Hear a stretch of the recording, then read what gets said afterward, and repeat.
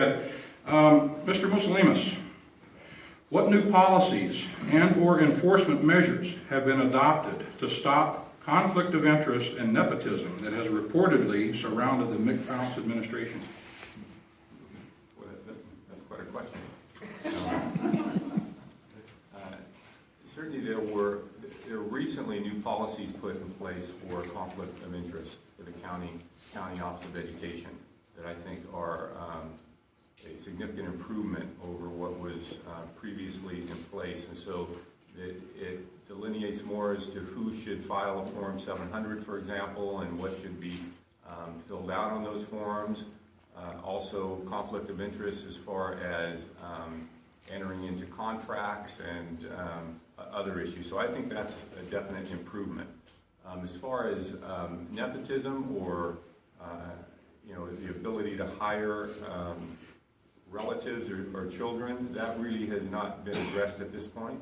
I can say this, that if I am elected superintendent, I will address that issue because I think it's a very important issue and one that has raised my concern also.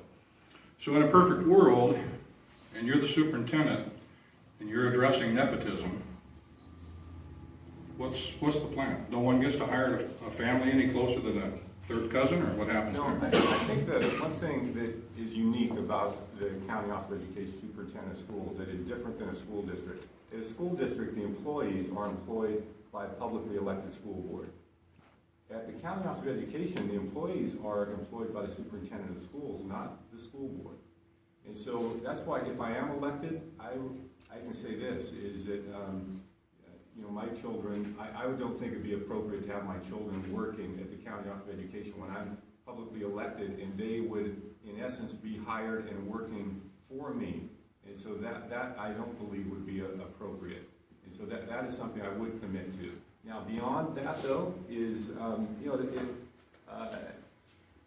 people who are applying for jobs have rights also.